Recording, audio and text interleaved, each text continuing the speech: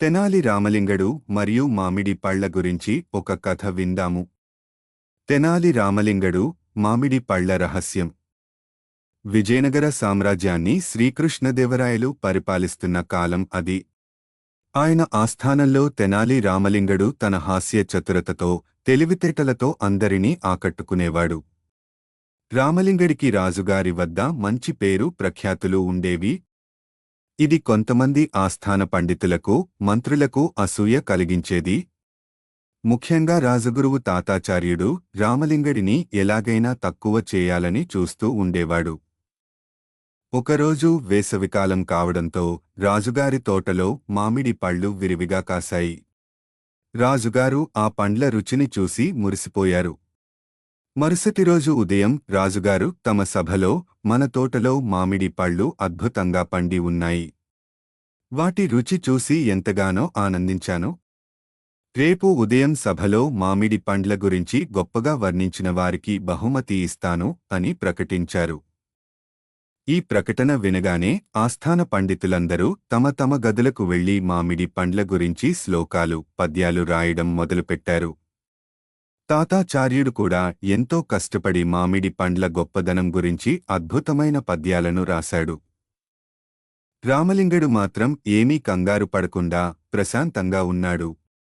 రాజగురువు తాతాచార్యుడు రామలింగడి దగ్గరకు వచ్చి, ఏంటి రామలింగా, రాజుగారు ప్రకటించిన బహుమతి నీకు అక్కర్లేదా?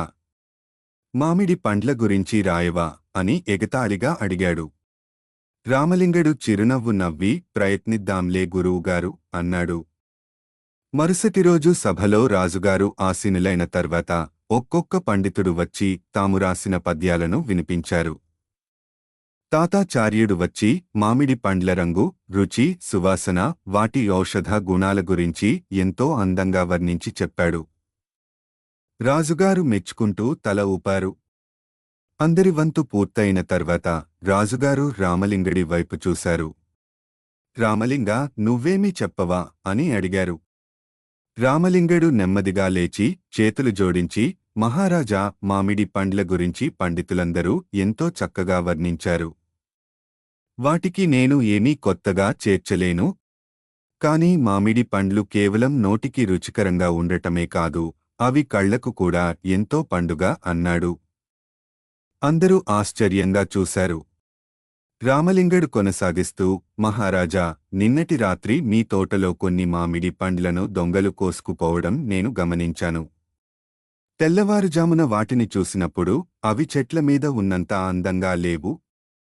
కాబట్టి మామిడి పండ్ల నిజమైన అందం అవి చెట్టుకు వేలాడుతున్నప్పుడే కనిపిస్తుంది. వాటిని చూడగానే కలిగే ఆనందం వర్ణించలేనిది అన్నాడు. రాజుగారు ఆశ్చర్యపోయారు. ఆయనకు తోటలో దొంగతనం జరిగిన విషయం తెలియదు. వెంటనే రాజుగారు సేవకులను పిలిచి తోటను తనిఖీ చేయించారు. రామలింగడు చెప్పింది నిజమేనని తేలింది. కొన్ని మామిడి పండ్లు మాయమయ్యాయి. రాజుగారు రామలింగడి తెలివికి, నిశిత పరిశీలనకు ముగ్ధులయ్యారు. రామలింగడు మామిడి పండ్ల గురించి గొప్పగా వర్ణించడమే కాకుండా జరిగిన దొంగతనాన్ని కూడా చాకచక్యంగా రాజు దృష్టికి తీసుకువచ్చాడు. రాజుగారు తెనాలి రామలింగడిని మెచ్చుకుని అతనికి విలువైన బహుమతులు ఇచ్చారు. ఆస్థాన పండితులందరూ రామలింగడి తెలివితేటలను చూసి నివ్వెరపోయారు. అప్పటినుండి అనేక మంది దర్బార్లో ఉన్న వారందరూ కూడా రామలింగడి పట్ల గౌరవం పెంచుకున్నారు.